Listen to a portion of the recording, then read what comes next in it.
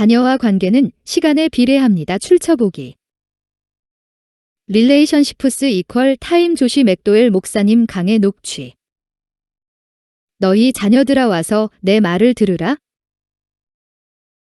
내가 여호와를 경외하는 법을 너희에게 가르치리로다.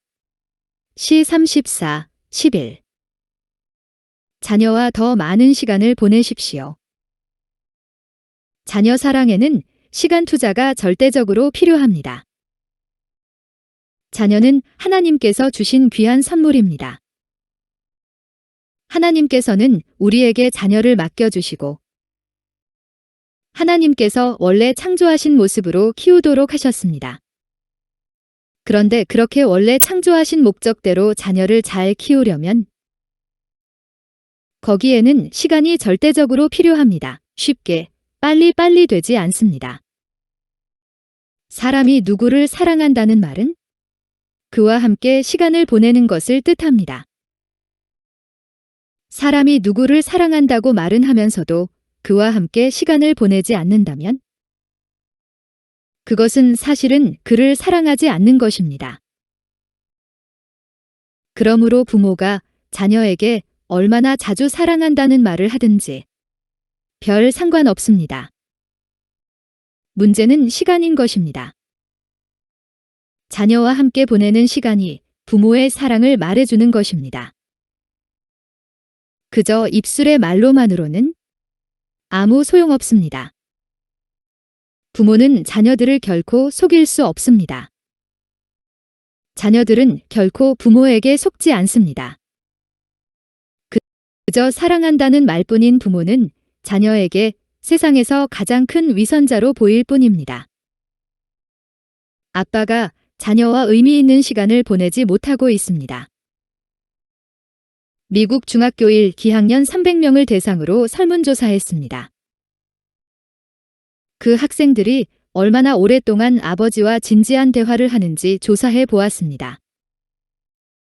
조사 결과 일주일에 평균 7분 30초로 나타났습니다. 그러니까 하루에 약 1분이라는 것입니다.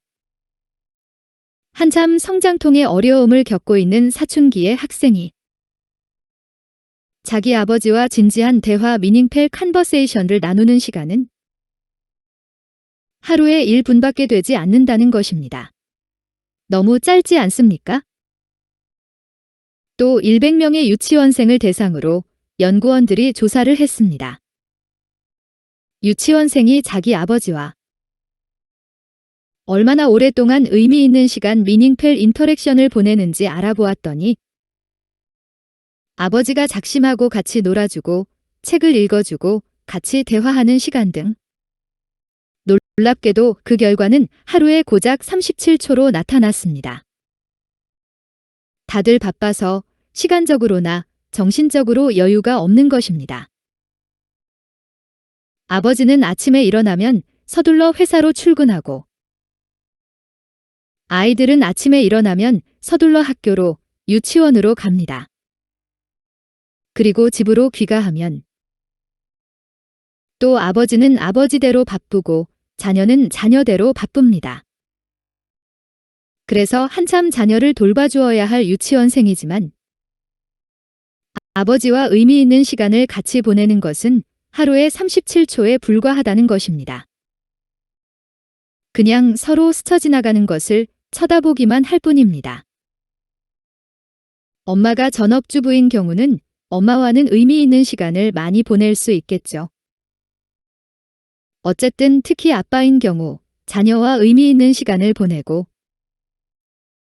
의미 있는 대화를 나누는 일이 극히 희박하다는 것이고 이렇게 아빠가 자녀와 시간을 함께 보내지 못하니까 자녀 양육이 제대로 안 되는 것입니다. 저는 출장을 가더라도 꼭 집에 전화를 걸어서 자녀들과 의미 있는 대화를 나눕니다. 의미 있는 시간을 함께 보내도록 해보십시오. 하나님께서 창조하신 방식으로 자녀를 양육하려면 부모는 자녀와 의미 있는 시간을 많이 보내야 합니다. 대화를 통해 자녀 속의 올바른 가치관, 올바른 생각, 성경적 진리를 심어주려면 아빠가 자녀들의 눈높이로 내려가서 진지한 대화를 어려서부터 해나가야 합니다. 몇 해 전에 저는 텍사스주 달라스에서 열린 교회 캠프에 강사로 초청받았습니다. 저는 6일 동안 머물면서 10번의 강의를 했고 41번의 개인 상담을 가졌습니다. 저는 41명의 청소년들과 개인적으로 만나서 모두에게 똑같은 질문을 했습니다. 내 아버지는 평소에 너랑 시간을 함께 보내시니? 41명 중에 39명의 청소년들이 아니오라고 대답했습니다. 이 얼마나 비극적인 일입니까? 그냥 같은 지붕 밑에서 한솥밥을 먹고 산다고. 함께 사는 것이 아닙니다. 특히 아빠가 자녀와 함께 놀아주어야 합니다. 어릴 때는 의미 있는 시간을 함께 보내주고 놀아주고 청소년이 되면 의미 있는 대화를 자녀와 함께 나눠주어야 합니다. 평소에 자녀와 같이 보내는 일상적인 시간이 휴가 때 한 번 크게 자녀와 놀아주는 것보다 훨씬 더 큰 영향을 미칩니다. 부모들은 자녀 양육을 하면서 자녀에 대한 그럴듯한 착각에 빠집니다. 그 착각에 대해 말씀드리겠습니다.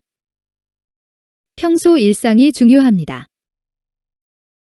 자녀의 삶에 영향을 끼치는 것은 일상생활입니다. 평소에는 거의 시간을 함께 보내주지 않다가 나중에 한번 여행 같이 떠나주면 된다. 이거 안 된다는 것입니다.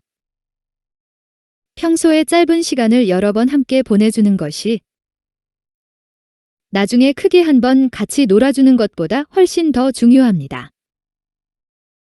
한번 크게 잘하면 된다는 생각은 잘못입니다. 사업에 바쁜 아빠들이 평소에 이런 생각을 갖고 있습니다. 저는 이것을 디즈니랜드 심리라고 부릅니다. 디즈니랜드 멘탈러티. 얘들아, 2달 후에 디즈니랜드 데려다 줄게. 아들아, 이번 여름에는 바닷가에 가자. 자녀 교육을 평소에는 포기하고 휴가 때 한 번 같이 놀아주면 다 되는 것으로 여깁니다. 이것은 엄청난 착각입니다. 물론 그런 큰 이벤트도 중요합니다. 아이들도 그 순간을 오래 기억할 것입니다.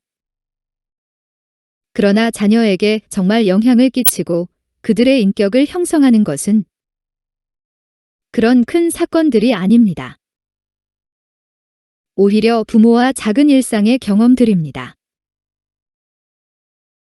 저의 네 자녀는 하나같이 제게 이렇게 말합니다. 아빠, 우리가 어릴 때 디즈니랜드에 갔던 적도 있었고, 아빠와 함께 세계를 여행하거나 바닷가에 간 것도 좋았지만, 제게 가장 좋았던 기억은 아빠와 함께 했던 일상적인 일들 데일리 루틴이었어요. 그것들이 제 삶에 가장 큰 영향을 끼쳤어요. 자녀 교육은 자녀가 어릴 때만 하는 것은 아닙니다. 그런데 부모들은 이런 고충을 호소합니다. 제 자녀는 이제 14세, 15세, 16세요. 어린 시절에 인격이 형성된다는데 그 시기가 이제 지나고 다 컸어요. 그러니 부모가 지금 무슨 인격적 영향을 끼칠 수 있겠습니까? 여러분, 절대로 그렇게 생각하지 마십시오. 인격의 형성기는 청소년기에도 계속됩니다. 자녀에게 아버지가 가장 필요한 때는 어머니는 항상 곁에 있다고 치고요. 그러니까 자녀에게 아버지가 가장 필요한 시기는 사실은 12에서 16세의 나이입니다. 아이들은 청소년기에 어릴 적보다 아버지가 더 필요합니다. 청소년이 되었다고 인격의 형성기가 다 지난 것은 결코 아닙니다. 제 경험으로 볼 때 제가 제 자녀들에게 가장 큰 영향을 미친 시기는 그들의 10대 청소년기 때라고 봅니다. 자녀들의 머리가 커서 자녀와 진지한 대화가 가능한 시기였기 때문입니다. 그러므로 여러분, 자녀가 10대 청소년이 되면 이제 다 컸으니까 하면서 절대 자녀 교육을 포기하지 마시기 바랍니다. 아니, 오히려 그때가 자녀 교육을 진짜 진지하게 할 수 있는 시기가 시작된 것입니다. 아빠가 돈 벌고 나서 나중에 자녀와 시간을 보내려면 때는 늦습니다. 아버지는 이렇게 잘못 생각할 수 있습니다. 지금은 열심히 일해서 돈 벌고 나중에 기반 갖추면 아이들과 시간을 보내야지. 이것은 큰 착각입니다. 지금까지 저는 많은 경우를 봐왔습니다. 지금 열심히 일하고 사업이 잘 된 후에 자녀들과 시간을 보내면 되지. 이렇게 말한 부모들 가운데 실제로 그렇게 자기 생각대로 되는 경우는 한 번도 못 봤습니다. 자녀가 어릴 때 부모가 열심히 일해서 사업에 성공하고 이제 여유가 생겼다고 칩시다.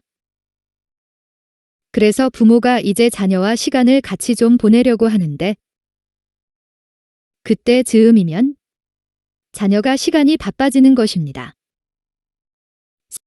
사춘기를 지나면서 자녀는 이제는 자기 또래 집단과 시간을 같이 보내는 일이 많아지고 아버지와는 같이 시간을 보내려 하지 않습니다.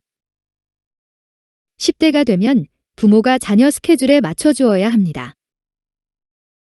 자녀가 10살 때까지는 그래도 부모가 마음대로 자녀를 자기 계획에 맞출 수 있습니다. 놀러 데리고 가고 싶거나 식당에 데리고 가고 싶을 때 자녀가 따라옵니다. 그러나 만 11에서 13세가 되어서부터는 이제 부모가 자녀의 계획에 맞추어야 되는 시기입니다. 예를 들어서 여러분의 자녀가 9세 이전에는 자녀가 집에 돌아와서 아빠, 제게 문제가 생겼어요 라고 하면 아빠가 나중에 대답해 줄게. 저녁 때 이야기하자 라고 말할 수 있습니다. 그런데 여러분의 자녀가 10대가 되었다면 똑같은 상황에서 부모는 그 즉시 응대해 주어야 합니다. 부모가 10대 자녀의 시간에 맞춰야 합니다. 왜냐하면 청소년이 되면 점점 바빠지는 것은 자연스러운 현상이기 때문입니다.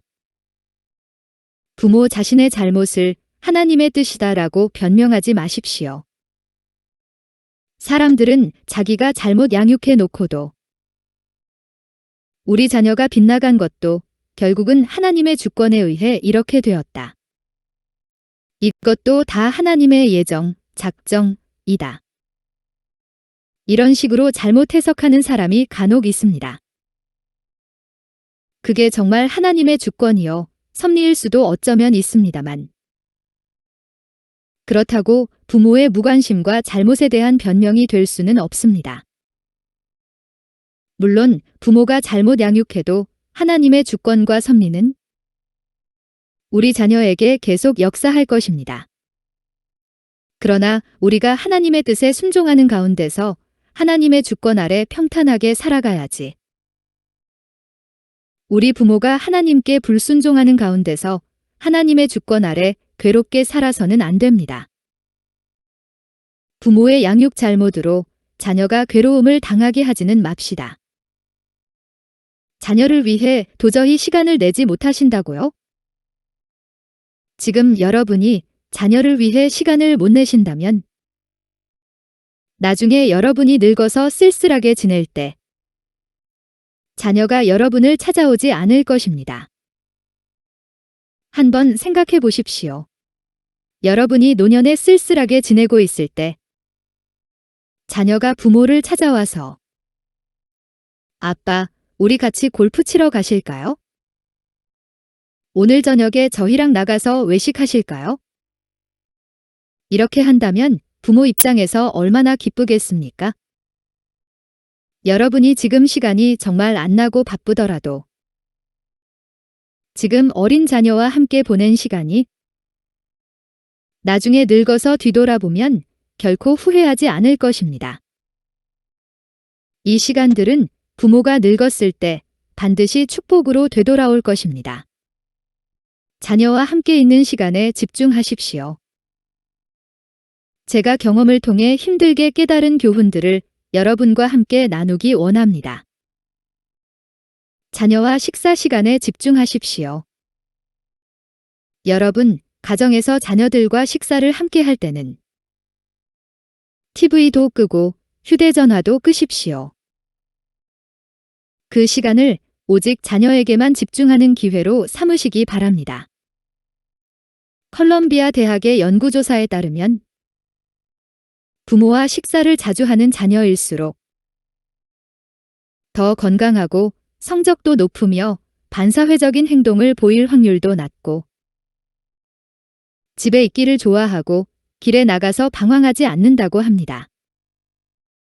여러분 한 사람 없어도 세상은 잘 돌아갑니다. 그러니 그 시간에 핸드폰 꺼놓으셔도 괜찮다는 뜻입니다.